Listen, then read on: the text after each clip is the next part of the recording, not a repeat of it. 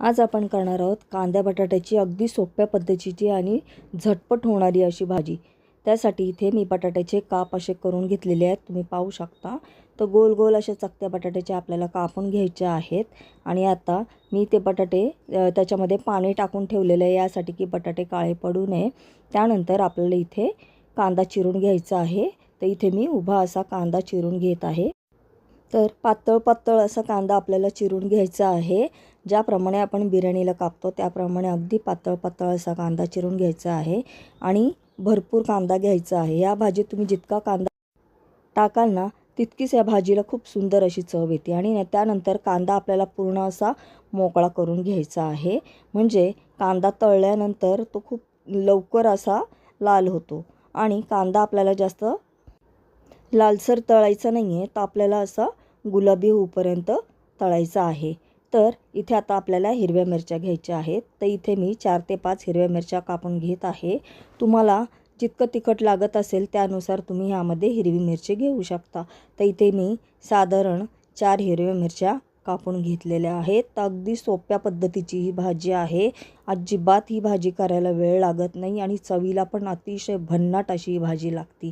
तर इथे मी कढई तापत ठेवली होती आणि आता मी इथे घेतलेलं आहे पळीभर तेल। या भाजीला तेल देखील अगदी कमी लागतं। तेल तापलं की भरपूर असा कढीपत्ता आपल्याला फोडणीला टाकून घ्यायचा आहे। कढीपत्ता छान असा मस्त तडतडू द्यायचा आहे आणि त्यानंतर आपल्याला घ्यायचे आहे जिरे।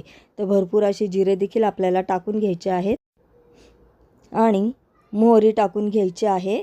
आणि छान असं तेलामध्ये मोहरी छान अशी फुटली पाहिजे, इतकी छान अशी तेलामध्ये आपल्याला फ्राय करून घ्यायची आहे। त्यानंतर आपण जो कांदा चिरून घेतला होता संपूर्ण कांदा आपल्याला तेलामध्ये टाकून घ्यायचा आहे आणि छान असा गुलाबी होईपर्यंत आपल्याला सॉफ्ट असा कांदा तळायचा आहे। कांदा आपल्याला जास्त काळा असा करायचा नाही आहे।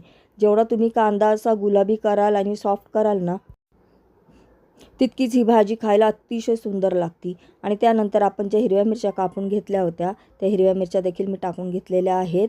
आणि आता आपल्याला व्यवस्थित कांदा आणि मिरची तेलामध्ये फ्राय करून घ्यायचे आहे।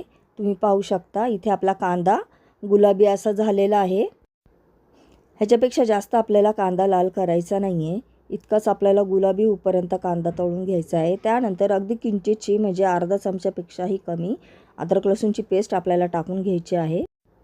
थोडीशी अद्रक लसूणची पेस्ट टाकल्याने काय होतं भाजीला खूप सुंदर अशी चव येते। आणि थोडासा अद्रक लसूणचा कच्चेपणा जाऊपर्यंत आपल्याला कांदा परतून घ्यायचा आहे। आता इथे आपला कांदा परतून झालेला आहे। आता जे बटाट्याचे काप आपण करून घेतले होते ते सर्व बटाटे आपल्याला या कांद्यामध्ये टाकून घ्यायचे आहेत आणि छान असं मस्त आपल्याला ते हलवत राहायचं आहे। तर आता पाहू शकता इथे मी संपूर्ण बटाटे टाकून घेतलेले आहेत आणि आपल्याला छान असं एकत्र मिक्स करून असं हलवत राहायचं आहे। तर या भाजीला पाणी अजिबात लागत नाही, पाण्याची अजिबात गरज लागत नाही आहे। तर अगदी वाफेवरच ही भाजी होती, त्यामुळे या भाजीला अतिशय अप्रतिम अशी चव येते। आता इथे आपण हळद टाकून घेतलेली आहे। आता पुन्हा एकदा आपल्याला सर्व व्यवस्थित असं परतून घ्यायचं आहे। चवीनुसार मीठ टाकून घेतलेलं आहे आणि आपल्याला ही भाजी व्यवस्थित अशी परतत राहायची आहे।